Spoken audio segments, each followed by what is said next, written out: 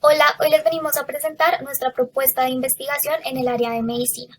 Las integrantes del grupo somos Dafne Barrera, Laura Bellón y Loreana Corredor. Nuestra pregunta de investigación es: ¿cuál es la relación entre el número de repeticiones de un tipo de trinucleótido y los mecanismos patológicos presentes en los trastornos de expansión de repetición de ADN? Los trastornos de repetición de ADN son enfermedades neuromusculares y neurodegenerativas que surgen de la herencia de tramos largos de repeticiones de nucleótidos, ubicados en la región reguladora en intrones o dentro de la secuencia codificante de un gen. Se han distinguido tres clases diferentes según los trastornos en función de los defectos en las expansiones. La primera clase se agrupa en las enfermedades que están determinadas por la pérdida de función de una proteína y se heredan por una vía autosómica recesiva o ligada al cromosoma X. Los ejemplos típicos son el síndrome de X frágil y la ataxia de Friedreich, donde las repeticiones CGG o GAA determinan la pérdida de la expresión de la proteína del síndrome de X frágil. El segundo grupo pertenece a los trastornos caracterizados por una herencia autosómica dominante y en los que se produce una ganancia de fusión de las proteínas. Las enfermedades de Poli-K, por ejemplo, están determinadas por expansiones CAG en la región codificante de 9 genes distintos que conducen a la formación de residuos de glutamina en el péptido final de su producto codificado. Los tractos Poli-K ejercen un efecto tóxico principalmente al causar agregación de proteínas nucleares y citoplasmáticas y atrapar factores de transcripción acompañantes y proteínas que pertenecen al sistema ubiquitina-proteasoma. El tercer grupo de trastornos se caracteriza por la ganancia de función que involucra al ARN transcrito. La distrofia miotónica 1 y 2 son causadas respectivamente por la inserción aberrante de CTG y CCTG en la región 3' no traducida de la proteína quinasa miotónica distrófina y en el primer intrón de la proteína de Sync9. En este estudio se examinan los efectos de los tramos largos de repeticiones de nucleótidos en enfermedades neuromusculares y neurodegenerativas. Para genotipar la repetición del primer exón del gen MASH3, el cual tiene grandes niveles de expresión para la enfermedad de Huntington, se realizará una secuenciación Illumina por medio de secuenciación con amplicones NISEQ.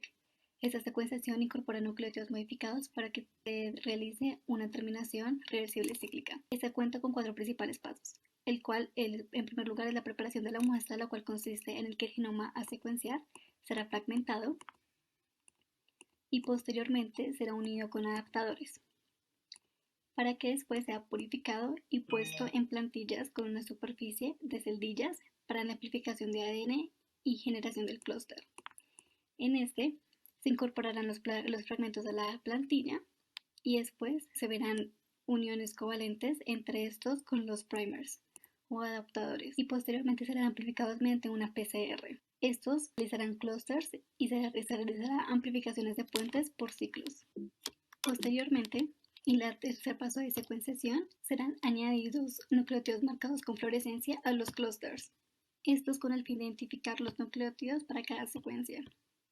Estos serán recolectados en una especie de imagen, como se observa en la presentación, en donde se verán varios puntos de secuenciaciones iguales, sin embargo cambiará uno de estos. Esta adición de nucleótidos se llevará a cabo por ciclos. Finalmente se llevará a cabo una analización y análisis de datos, en donde los reels de los clústeres serán ensamblados y se obtendrá la secuencia que posteriormente será analizado por alguno de los programas propios.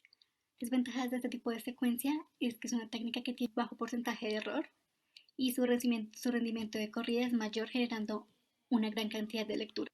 Por otro lado, sus desventajas son que su tiempo de corrida es mucho mayor, siendo este casi de 27 horas, y que además su capacidad de secuenciar bases nitrogenadas o de grandes lecturas es mucho menor.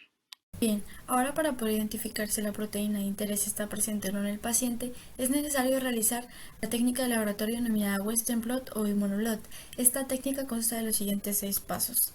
En el primer paso se realiza el aislamiento de la muestra, en donde para este caso se va a tomar una muestra de la sangre del paciente a la cual se le va a realizar un protocolo de lisis que consiste en sedimentar las células de linfocitos en tampón de lisis SDS complementado con tabletas inhibidoras de proteínas ultracompletas. Para el segundo paso se realiza la suspensión de la proteína de interés, teniendo en cuenta que el contenido lisado queda al fondo del recipiente. Para el tercer paso se realiza una electroforesis de SDS-PAGE, en donde induce una carga negativa a la proteína para que así su única forma de separación sea por tamaño.